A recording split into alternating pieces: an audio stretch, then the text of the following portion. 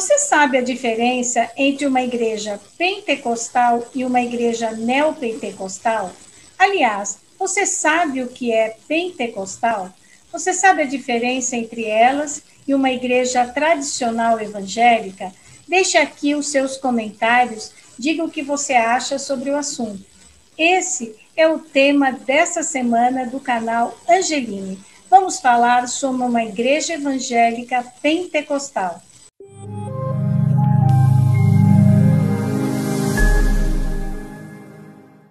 Quem conversa conosco é o pastor Luciano Scala. Ele é da comunidade evangélica Vale de Bênção, uma igreja pentecostal. Pastor Luciano Scala, é um prazer recebê-lo aqui no canal Angeline. Muito obrigada por ter aceitado o nosso convite. Primeiramente, eu quero agradecer pelo convite e dizer que é uma honra poder participar desse programa, poder partilhar um pouco da palavra de Deus, partilhar um pouco da nossa igreja. Então, para mim é um prazer estar com você e com todos aqueles que estão acompanhando essa programação do dia de hoje. Pastor, eu queria entender, e acho que os nossos telespectadores, ouvintes, internautas também, qual é essa diferença quando a gente diz que uma igreja evangélica ela é pentecostal e quando ela é neopentecostal? Qual é a grande diferença entre elas? Na verdade, Cris, existem muitas diferenças. É igual nós pensarmos, por exemplo, aqueles que são católicos, pensar numa igreja católica romana, numa igreja ortodoxa, né? São ritos diferentes, são doutrinas diferentes e, sobretudo, são teologias diferentes. Então, se nós pararmos para fazer uma análise das igrejas que são consideradas históricas, as igrejas reformadas, ela possui uma linha teológica que nós chamamos de uma linha calvinista. Então, eles têm uma concepção da salvação pelo calvinismo, aquilo que João Calvino ensinou. Se nós olharmos para as igrejas, por exemplo, pentecostais, nós temos como uma linha de pensamento a teologia de Armínio, que é uma teologia diferente do calvinismo. Essa é uma das grandes diferenças, mas também existem diferenças, por exemplo, no culto, na liturgia do culto, da forma de se crer, da manifestação do Espírito Santo. É igual nós compararmos um católico de um católico da igreja carismática. Existe uma outra concepção acerca do Espírito Santo. Então, se nós analisarmos a grosso modo, né, num primeiro momento, numa primeira análise, nós dizemos que as igrejas pentecostais, elas acreditam que a manifestação do Espírito Santo, os carismas, os dons, eles ainda ocorrem nos dias de hoje. Já as igrejas tradicionais, como, por exemplo, as igrejas batistas, as igrejas como a presbiteriana, eles acreditam que o Espírito Santo, aquela manifestação que os pentecostais, os carismáticos acreditam para os dias de hoje, eles acreditam que isso ocorreu, mas ocorreu no período apostólico, no período de Atos dos Apóstolos, daquelas igrejas onde Paulo percorreu, e apenas naquele período. O que o senhor quer dizer é que quando as pessoas vão aos cultos da igreja pentecostal, né, que é o caso da sua igreja, as pessoas acreditam que o Espírito Santo, naquele momento, ele está inspirando e está respondendo aos apelos, às orações das pessoas. E enquanto as outras igrejas acreditam que isso aconteceu só quando o Espírito Santo se manifestou com os apóstolos. É isso que eu entendi? Na verdade, Cris, o que se acredita nas igrejas pentecostais é acerca dos dons espirituais, os dons do Espírito. Nós temos uma relação de dons citados pelo apóstolo Paulo, do derramar do Espírito Santo. Por exemplo, o dom de falar em outras línguas, o dom de profecias, dom de visão, dom de cura. O que as igrejas pentecostais acreditam? Que esses dons e alguns outros, eles, até os dias de hoje, eles são derramados na igreja. Eles acreditam que nós acreditamos que até os dias de hoje, a pessoa pode ter uma visão, por exemplo.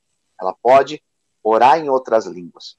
O que as igrejas tradicionais vão se diferenciar não é que o Espírito Santo deixou de agir na igreja, mas eles não acreditam, por exemplo, nesse derramar dos dons, nos carismas para a atualidade. Então, as igrejas de cunho tradicional, eles acreditam que esse derramar dos dons ocorreu apenas na época dos apóstolos, com um propósito missiológico. O propósito era dar esse poder, esta graça, para que naquela época os apóstolos pudessem propagar o evangelho de Cristo. Nós, pentecostais, acreditamos que até os dias de hoje nós podemos ter dons, visões, profecias. Essa vai ser uma das grandes diferenças desses dois movimentos dentro da igreja protestante. Quando o senhor fala em falar várias línguas, significa idiomas ou significa o que também, às vezes, as igrejas, que são as igrejas católicas, algumas delas, né, dizem que é a língua dos anjos. O que é exatamente?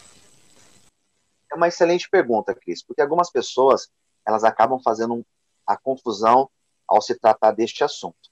Bom, as igrejas reformadas, as igrejas tradicionais, eles acreditam que esse falar em outras línguas, citado, por exemplo, em Joel, no profeta Joel, citado pelo próprio Jesus, e o apóstolo Paulo também falando aos Coríntios, eles acreditam que essa língua é idiomas, são outros idiomas, ou seja, um brasileiro, vou dar um exemplo, um brasileiro que nunca estudou japonês, receber o dom para falar em japonês. Aquilo que ocorreu em Atos, capítulo de número 2, com o derramar do Espírito Santo, o texto de Atos vai dizer que foram as línguas repartidas e eram idiomas ali. Aquele episódio fala de idiomas. O que o apóstolo Paulo fala sobre línguas, o que ele vai dizer? Ele vai falar que não significa língua de anjos. Então, se nós falarmos que se falar em outras línguas é línguas dos anjos, nós estamos indo contra aquilo que o apóstolo Paulo ensinou. Ele vai falar também que não são idiomas, ele vai falar que são mistérios, aquele que fala em mistério. Então, o que nós acreditamos, nós pentecostais, é que esse falar em outras línguas não se trata de língua de anjos, tampouco idiomas. É literalmente falar em mistério com Deus, que é uma língua que nós não conseguimos interpretar, a não ser que tenha o dom de interpretação de línguas. Nós não conseguimos compreender, porque é o nosso espírito se comunicando com Deus por meio do Espírito Santo. Mas então, como que isso se manifesta? Por exemplo, eu estou lá na sua igreja, eu recebo esse dom das línguas, tá certo? Aí, do idioma, né? Enfim, é das línguas, né? Que eu digo. Então, eu recebo esse dom. Como que eu sei o que exatamente eu estou falando com o Espírito Santo? O que o apóstolo Paulo nos ensina na primeira carta aos Coríntios, que esse falar em outras línguas é falar em mistério com Deus. Então, é uma comunicação do Espírito de Deus conosco. E o nosso espírito se comunicando com o Espírito de Deus. Então, essa comunicação, em alguns casos, a pessoa, juntamente com o dom de línguas, ela recebe o dom de interpretação de línguas. Isso é muito raro acontecer, mas às vezes acontece. O que geralmente acontece é que aquela pessoa ela está no momento de oração, ela está no momento ali do culto, ou na sua própria casa, fazendo a sua oração, e ela recebe esta unção do Espírito Santo. E ela começa a orar em outras línguas. Por mais que ela não esteja compreendendo o que ela está orando, o apóstolo Paulo vai dizer que aquele que ora em línguas, ele está edificando a si mesmo. Né? Ele, pelo fato dele estar orando em línguas, ele está comunicando o seu espírito com o Espírito de Deus. Por mais que ele não entenda, por mais que ele não saiba o significado, é uma comunicação totalmente espiritual. Alguém que estiver ao lado, que não tem o dom de interpretação de línguas, ele vai ouvir, mas ele não vai compreender aquilo que está sendo orado. E a igreja pentecostal, ela acredita em Deus Trino? Eu não entendi, Cris, desculpa. A igreja pentecostal, a sua igreja, acredita em Deus Trino? Acredita. A doutrina da Trindade, essa doutrina, ela não vai ser diferente nas igrejas pentecostais, nas igrejas protestantes, melhor dizendo. Tanto o protestante que é de uma linha reformada, como também o tradicional, o pentecostal ou o neopentecostal, todos acreditam na Trindade. Todos nós acreditamos no Pai, no Filho e no Espírito Santo. Aquela ideia da Trindade é uma ideia que existe em toda a igreja protestante. E qual é e Nossa Senhora, ela não faz parte da crença de vocês, não é? Na verdade, Cris, nós acreditamos na ideia de Maria, nós respeitamos Maria. Existe uma diferença. Recentemente eu participei de um debate no programa Em Revista para falar acerca de Maria, da devoção de Maria. Maria, dentro da igreja protestante, ela, por algum tempo, ocorreu um certo preconceito com a imagem dela. Existe aquela concepção muito utilizada pela Igreja Católica da intercessão, né, da importância de Maria dentro de um plano da caminhada cristã. Já para nós, que somos protestantes, nós entendemos a importância de Maria, nós respeitamos Maria, ela tem um papel extremamente importante dentro da Constituição cristã, porque ela é a mãe do nosso Senhor Jesus Cristo, mas para nós, ela não exerce o papel, por exemplo, de intercessão. Nós não fazemos preces, orações a Maria, porque na nossa concepção não existe essa intercessão que nós podemos fazer para Maria comunicar algo a Cristo. Então, acho que essa seria uma das grandes diferenças, né, da concepção de uma igreja protestante para, de repente, uma igreja católica. E vocês têm a ceia, né, o pão e o sangue de Cristo. Como é que vocês relembram a última ceia de Jesus Cristo? É com pão e vinho? É com pão e suco de uva? Representa o corpo e o sangue ou é só um símbolo? Sim, essa pergunta também é muito importante, porque nós comungamos, nós não chamamos de Eucaristia, nós chamamos de ceia do Senhor, né? Esse é o termo que nós utilizamos. Nós entendemos também como sacramento. Para nós, evangélicos, nós acreditamos tanto no batismo como sacramento e na ceia do Senhor, aquilo que os católicos chamam de Eucaristia. Nós comungamos de duas espécies. Nós utilizamos o pão. Geralmente é um pão sem fermento, mas também não tem problema se for um pão que seja comum. E geralmente nas igrejas evangélicas se é utilizado o suco da uva. O pão simbolizando o corpo e o suco da uva simbolizando o sangue de Jesus. Nós não acreditamos na transubstanciação, né? Mas nós acreditamos que esses elementos eles são consagrados. Fazemos a memória da morte e da ressurreição de Jesus Cristo. E fazemos também esse ritual uma vez ao mês.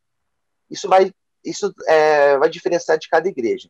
Tem igrejas que fazem determinado sábado do mês, outras fazem no domingo. Na igreja onde eu sou pastor, por exemplo, é todo primeiro domingo do mês. Aqueles que são batizados nas águas são convidados a ceiar conosco. Para poder ceiar, é necessário que seja batizado dentro da sua igreja, é isso? Na verdade, não, Cris. Isso também vai diferenciar de cada igreja. Existem igrejas que elas têm uma visão mais aberta referente a isso. Então, eles vão dizer que qualquer pessoa pode ceiar, inclusive as crianças. Na igreja onde eu sou pastor, o que nós temos o costume de aconselhar? Nós não impedimos das pessoas participarem, não tem como se impedir. O que nós fazemos é aconselhar que aqueles que são batizados nas águas, não necessariamente na igreja onde eu sou pastor, pode ser batizado na igreja A, B ou C, mas alguém que tenha já a concepção do que esse ato representa. Aquele que já tem noção que aquele pão não é um pão, é o corpo de Cristo, que aquele suco não é o suco, é o sangue de Cristo. Então, essa pessoa que tem essa concepção, nós oferecemos para ela a ceia. Mas se de repente tem um visitante, alguém de uma outra igreja, e quer cear conosco, nós não impedimos. A pessoa ela pode também tranquilamente cear conosco. E a sua igreja, ela tem confissão, ela tem alguma espécie de penitência, ou a pessoa se confessa com Deus diretamente? Diferente da igreja católica, Cris, que existe o sacramento da confissão, eu entendo, até porque minha formação é católica, né? Tanto a minha teologia como a minha filosofia foi dentro do ambiente católico. Então, eu tive muita vivência dentro desse ambiente. A nossa concepção, ela é diferente. Esse ato de confessar, de ter a penitência, né? Esse ato de confessar nós fazemos diretamente a Jesus Cristo. O que ocorre, às vezes, é a pessoa ter uma determinada situação na vida dela e ela busca um atendimento pastoral. Ela quer conversar com o pastor, mas o efeito dessa conversa é um efeito muito mais terapêutico, igual se ela estivesse conversando com um psicólogo, por exemplo. A diferença vai ser que o conselho que ela vai receber, a direção que ela vai receber, vai ser algo direcionado dentro da palavra de Deus. Mas não existe, por exemplo, este sacramento da penitência. Não existe dentro da igreja evangélica e tampouco na igreja onde eu sou pastor. Agora, pastor, eu queria saber uma coisa que eu não quero criar polêmica, mas que às vezes eu fico pensando. Por exemplo, quando eu vou a uma igreja, eu gosto de ter um pouco de silêncio, sabe? De orar, de rezar, seja o que for, mas enfim, de uma conversa com Deus e que eu fique em silêncio, que eu ouça, enfim, não chega a ser uma meditação budista, mas que você fique ali um pouco em silêncio. A igreja evangélica, particularmente, eu acho que ela é um pouco, desculpa o termo, mas um pouco barulhenta. As pessoas falam ao mesmo tempo. Então, tem uma pessoa orando em voz alta, a outra fica, amém, aleluia. Isso não é uma coisa que atrapalha. Eu fico pensando, como que a pessoa se concentra? Como é que vocês entendem essa oração? Essa oração mais reflexiva, essa oração eu acho ela muito importante, porque o próprio Jesus Cristo, quando ele nos ensinou a orar, isso foi uma recomendação do próprio Jesus Cristo, né? Ele, quando ensina a orar, ele ensina a orar dentro do quarto, fechar a porta em secreto ali, você orar. Ou seja, é uma coisa muito íntima. Existem algumas igrejas, eu sou um pastor, que a minha conversão, eu fui batizado dentro de uma igreja batista. E a igreja batista, ela tem essa característica dessa oração mais reflexiva, de ter esse momento de silêncio, onde é feita uma oração particular, que é diferente de uma igreja pentecostal. As igrejas evangélicas, elas são muito diferentes uma da outra. Talvez a igreja católica, ela seja muito mais uniforme, né? Talvez você vai num culto, numa missa na zona sul de São Paulo e vai numa missa na zona norte, numa outra igreja católica, e você vai se sentir no mesmo ambiente. No mundo Que a inteiro, né? liturgia, no mundo inteiro, né? No mundo inteiro. É a mesma liturgia, a leitura. Essa uniformidade que ocorre dentro da igreja católica ocorre nas igrejas, mas dentro da sua própria linha. Se nós entrarmos na igreja, eu vou dar um exemplo aqui, né, a Igreja Universal, por exemplo. Qualquer parte do mundo, o culto vai ser igual, a liturgia é igual. As igrejas pentecostais, elas têm essa diferença. Cada igreja, ela tem o seu rito, a sua liturgia e a sua forma de se comunicar com Deus. Então, pode ser que você entre numa igreja e que você vai encontrar um ambiente exatamente assim como você descreveu, mais silencioso,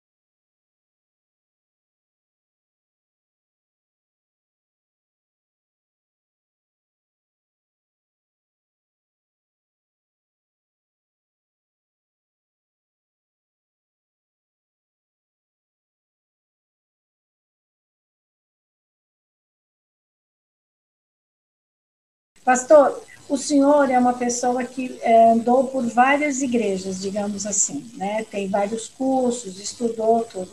Mas o que te fez? Porque assim, o senhor nasceu católico, de católico o senhor foi para a Igreja Batista e da Igreja Batista o senhor foi para a Igreja Pentecostal. As Isso. igrejas pentecostais hoje, neopentecostais, elas são muito criticadas, né? O que fez o senhor fazer essa trajetória? Mas como assim, muito criticadas? Em qual Porque às sentido? vezes as pessoas falam, você vai lá, vai dar dinheiro para o pastor te engana, não sei o quê. Eu acho até que tem muito preconceito contra a igreja evangélica, né? Principalmente a pentecostal e a neopentecostal. Mas o senhor sai de uma igreja católica, né, que é uma igreja tradicional. Aí o senhor vai para uma igreja batista, que também é uma igreja tradicional, é uma igreja da reforma, e aí o senhor muda para uma igreja pentecostal. O que te levou a fazer essa trajetória? Qual foi a Sim, diferença, ou por que, que o senhor se encontrou na igreja pentecostal e não na igreja batista, por exemplo? sim. Ótima pergunta. Referente às críticas, eu acredito que todo movimento ele recebe críticas, né? A própria Igreja Católica ela é criticada, a Igreja Batista também é criticada, a Igreja Pentecostal, as religiões de culto de matriz africana também são criticadas. Então, a crítica, na verdade, aos movimentos religiosos, elas ocorrem de todas as partes, né? As igrejas neopentecostais estão bem criticadas também. Então, referente às críticas, eu acredito que isso vai ocorrer em qualquer movimento religioso que a pessoa decidiu seguir. Onde ela vai seguir, ela vai ser criticada ou por alguém que não tem conhecimento, por alguém que talvez nunca participou, não conhece, nunca foi lá, ou simplesmente porque é diferente do outro. Às vezes, pelo fato de ser diferente, a pessoa é criticada. Então, no primeiro momento, a minha resposta é essa, referente às críticas, né? A crítica é indiferente porque vai ocorrer independente do movimento religioso que a pessoa esteja. Agora, referente a essa migração que eu tive, eu passei pela igreja católica, eu nasci na igreja católica, depois, aos meus 13 anos, eu fui para uma igreja batista, onde eu tive experiências com Deus dentro da igreja batista, e daí eu migrei para uma igreja pentecostal. Essa migração, ela ocorreu de forma natural. A partir do momento que eu fui conhecendo, que eu tive acesso, que eu tive conhecimento de uma outra forma de se conceber Deus, de se relacionar com Deus, eu me identifiquei mais. O interessante é que, pelo fato de eu ter migrado, por exemplo, da igreja católica para a igreja batista, e hoje estou dentro de uma igreja pentecostal, e sou pastor de uma igreja pentecostal há 18 anos, há 19 anos, não desconstrói tudo aquilo que eu estive, que eu vivi, que eu passei nas demais denominações. Eu já fui de uma igreja batista, hoje respeito, entendo perfeitamente a maneira do batista se relacionar com Deus, porque eu já estive lá, eu sei como é que é, da mesma forma o católico, eu respeito, mas a minha forma que eu mais me identifiquei de relacionar com Deus foi justamente onde eu estou hoje, sendo pastor de uma igreja pentecostal. E o que é exatamente essa fórmula que o senhor encontrou? O porquê que o senhor se encontrou na igreja pentecostal? O que ela tem de diferente das outras religiões pelas quais o senhor passou? Ela vai se diferenciar, primeiro, pela concepção bíblica. A concepção bíblica de uma linha pentecostal é diferente de uma linha tradicional batista, que é diferente de uma linha católica. Então, Então, quando você. qual é essa diferença, pastor? Só para a gente poder Então, entender. sim, para se pontuar, né? É. A maneira, a maneira, por exemplo, de se relacionar com o Espírito Santo. A maneira que um protestante pentecostal se relaciona com o Espírito Santo é diferente, por exemplo, de um batista, que tem a concepção, que acredita no Espírito Santo, mas acredita nesta ação que ocorreu lá em Atos dos Apóstolos.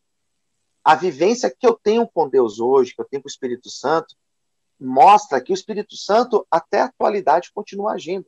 É nisso que eu acredito. É nessa convicção que eu caminho, é nessa fé que eu vivo. Então, esse sentido que eu encontrei dentro de uma igreja pentecostal, eu não tinha encontrado ainda numa igreja batista e numa igreja católica. Eu encontrei onde eu estou hoje. O senhor fala que é basicamente a maneira de orar, de se dirigir a Deus e a maneira de interpretar o retorno disso. É isso que nós estamos falando? A maneira de eu me relacionar com Deus e a minha maneira de ser igreja, a minha maneira de fazer missão, a minha maneira de me comunicar com o outro, né? O meu relacionamento com Deus, ele vai refletir nesse meu relacionamento com o próximo, com o outro. Então, a partir do momento que eu tive essa experiência com o Espírito Santo, que eu tive essa vivência dentro de uma igreja pentecostal, a minha maneira de me relacionar de forma missiológica, de forma de fazer missão, de ser igreja, ela muda também. Daí teve essa identificação, né? Daí que eu me identifiquei com essa ideia, com essa visão e com essa teologia que é ensinada dentro de uma igreja pentecostal. Pastor, e qual é a diferença entre a igreja pentecostal e a igreja neopentecostal? O movimento neopentecostal, Cris, ele explode no Brasil nos anos 70. E é uma linha que ela tem algumas diferenças muito grandes da teologia para a igreja pentecostal tradicional. Por exemplo, eles usam muito a ideia de uma teologia positiva, que é aquela ideia de você profetizar, de você determinar, de você falar as coisas e as coisas acontecerem conforme você acabou determinando. Isso foge um pouco. Em nome de Jesus, esse carro será meu. Isso. Que é ligada à teologia da prosperidade. Exatamente. Que é ligada à teologia da prosperidade, que tem essa ideia do retorno, que as igrejas pentecostais tradicionais, as pentecostais clássicas, elas não têm essa concepção dessa troca, né? De você determinar. Quando você determina, você acaba colocando acima da soberania de Deus aquilo que eu determinei, e nós não acreditamos. As igrejas neopentecostais, elas têm essa linha voltada à prosperidade. Então é muito comum você entrar num culto de uma igreja neopentecostal e você ouvir o apelo para se falar acerca do dinheiro, acerca das ofertas, dos dízimos, um apelo muito maior do que numa igreja tradicional ou numa igreja pentecostal. Então, essas diferenças são diferenças muito radicais, são muito grandes, que muda totalmente a nossa relação com Deus. Por isso que eu não sou um pastor de uma igreja neopentecostal. Agora, além disso, eles trabalham também, desculpa, Cris, eles trabalham muito também a questão de quebra de maldições, as igrejas neopentecostais, esses cultos voltados a esse tipo de trabalho de quebra de maldição, que é diferente também de um culto da igreja pentecostal. É isso. Um culto da igreja pentecostal, ele é um culto onde o pastor fala, as pessoas oram, e aí, uma vez por mês, acontece essa ceia do Senhor. É isso que é o culto da igreja pentecostal? Então, o culto de uma igreja pentecostal, eu vou falar da minha, onde eu sou pastor. É um culto que existe uma abertura, onde essa primeira parte seja um homem ou uma mulher, um pastor ou uma pastora, nós temos pastoras, um diácono ou uma diaconisa, alguém vai fazer uma abertura da leitura de um texto, existe um momento do louvor, dos cânticos, um momento onde é feita a arrecadação das ofertas, a pregação da palavra e a oração. É um culto feito dessa forma. Geralmente é assim, o que vai mudar é o culto onde ocorre a ceia do Senhor, que é uma vez ao mês, aos domingos, geralmente, onde nós celebramos, além de todo esse culto, essa liturgia, nós também inserimos a ceia do Senhor no momento do culto. E, pastor, eu vejo, às vezes, pelas suas publicações, eu recebo no Facebook, eu olho, o senhor também fala muito, o senhor faz também muita caridade, né? O seu grupo é um grupo que sai, que faz... eu não sei se eu estou enganada, mas não são muitos os evangélicos que costumam ter essa atitude que tem a sua comunidade, não é? Você tem católicos e espíritas que ajudam muito moradores de rua, mas não é tão comum com os evangélicos. O senhor tem essa atitude. Exato, Cris. Essa é uma característica é uma característica da nossa igreja. Por isso que eu digo que não tem como nós colocarmos os evangélicos, todos os movimentos evangélicos, todas as igrejas evangélicas, em um bloco apenas, porque existem cada igreja com as suas características diferentes, e a nossa igreja ela tem essa característica. Hoje eu sou pastor de uma igreja que é numa periferia aqui de São Paulo, uma igreja de um bairro muito simples, chamado Vila Brasilândia, e essa igreja, apesar de ser uma igreja pequena, ela é uma igreja que ela é viva nesse sentido. Então, nós distribuímos refeições, toda sexta-feira são 500, 700 refeições que nós entregamos. Nós temos uma casa de recuperação, onde nós atendemos dependentes químicos. Essa veia social é uma veia que a nossa igreja tem.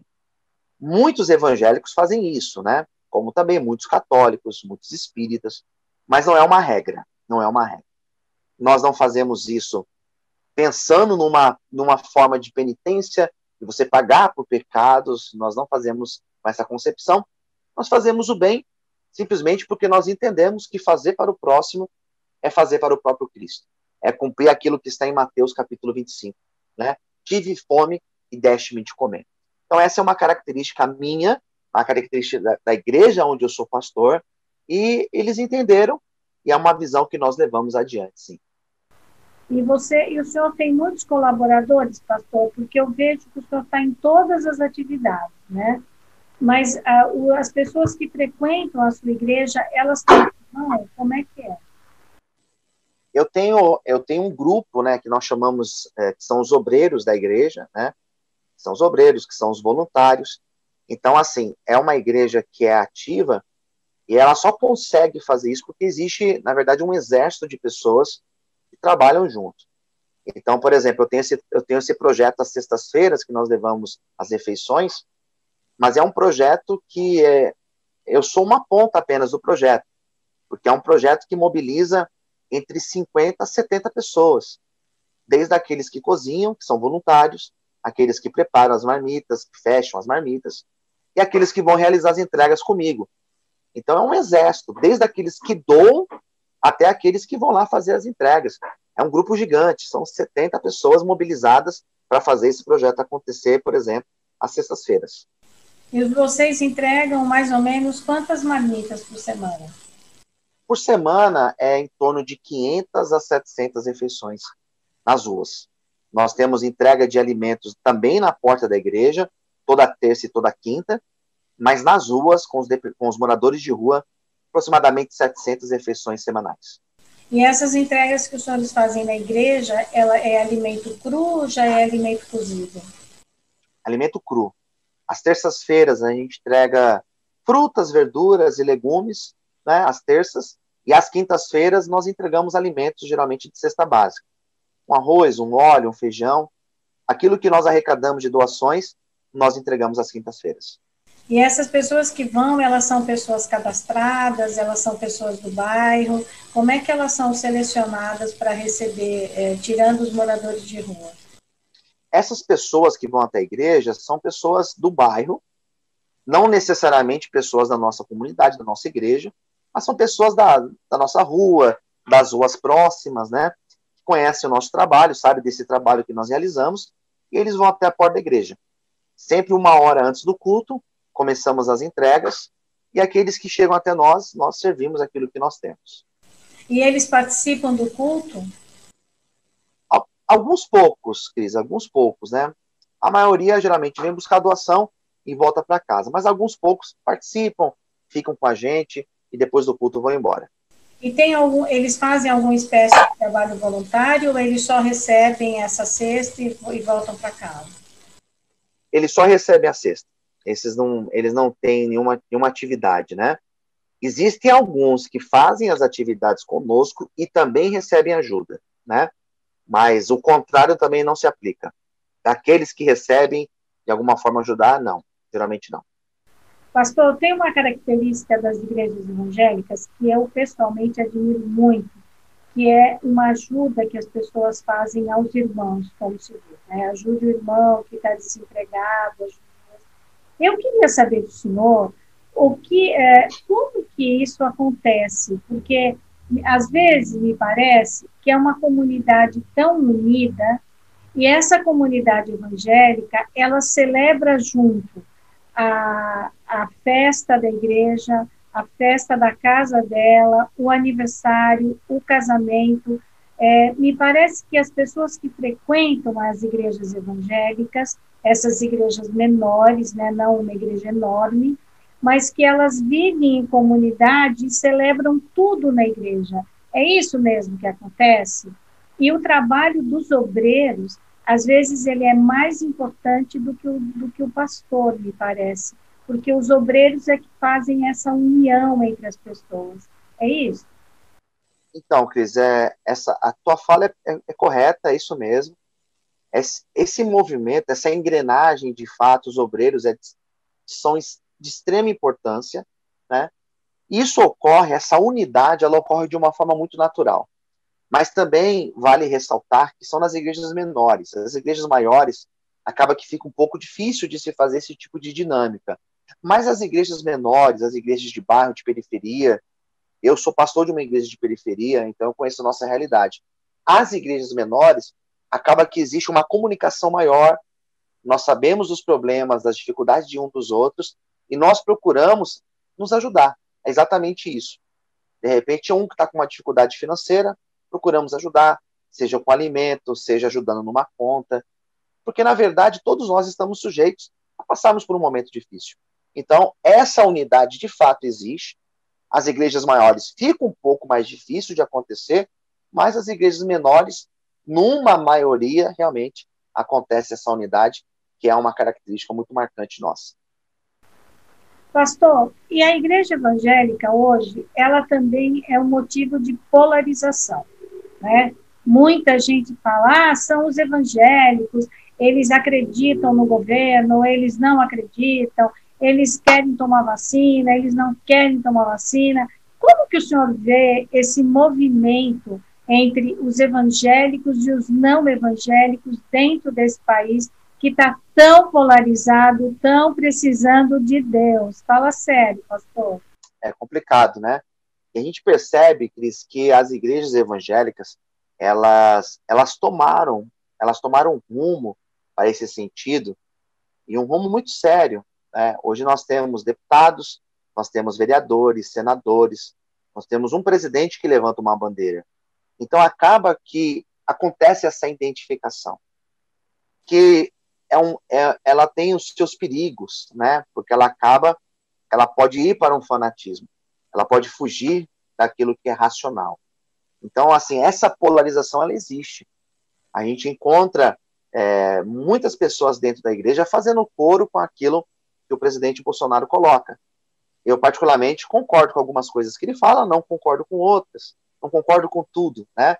Algumas coisas eu acho que faz sentido, outras coisas eu acho que não faz sentido. A gente vê até mesmo as questões relacionadas à vacina. Eu, particularmente, sou totalmente favorável à vacinação.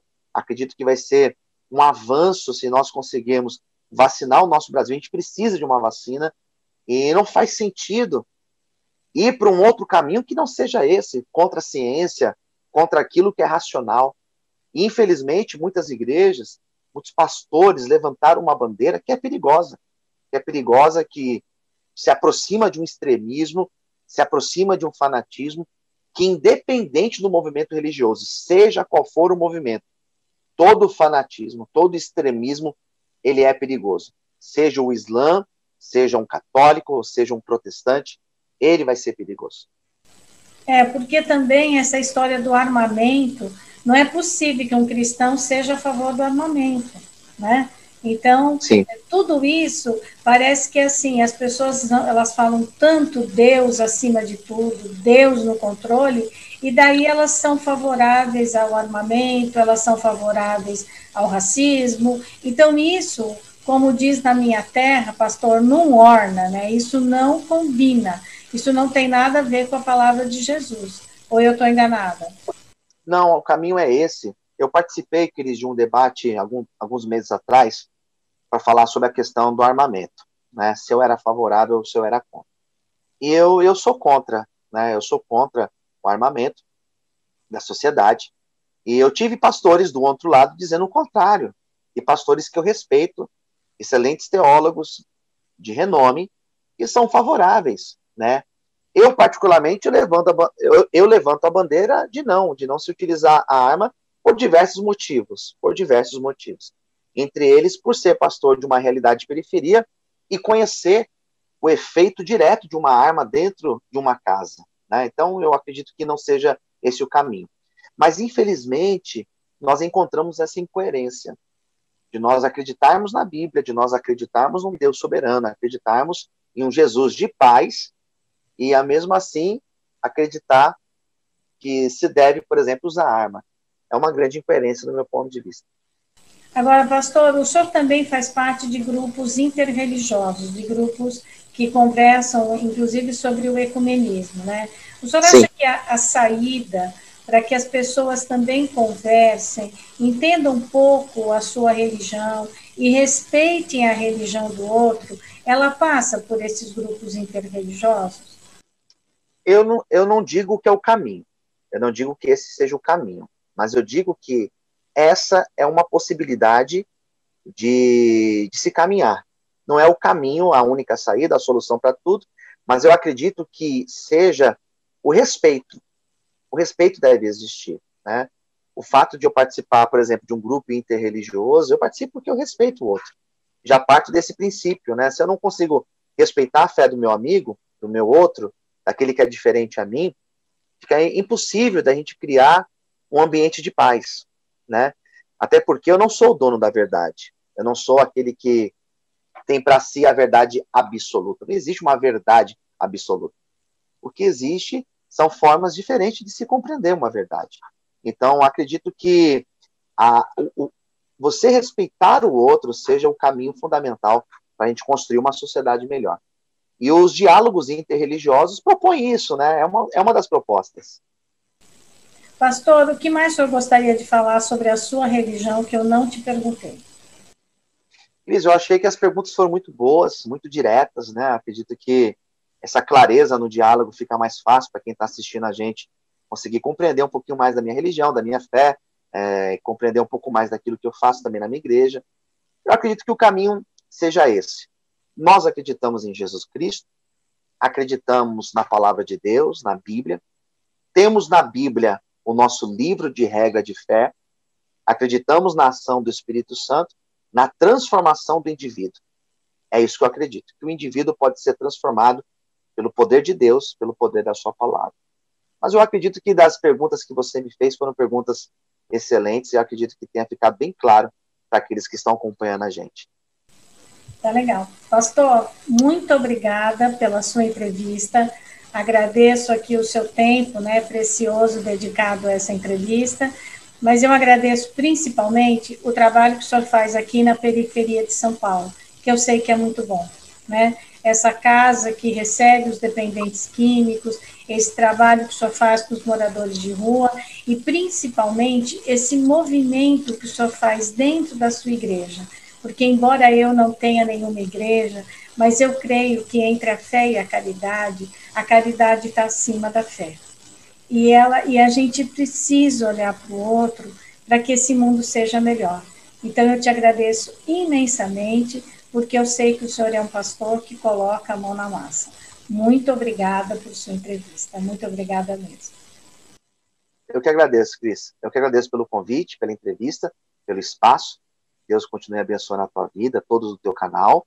E é um prazer. Sempre que precisar, estarei à disposição. Sempre que precisar, pode contactar comigo, que eu estarei disposto a auxiliá-los aí. Deus abençoe. Amém. Muito obrigada, pastor.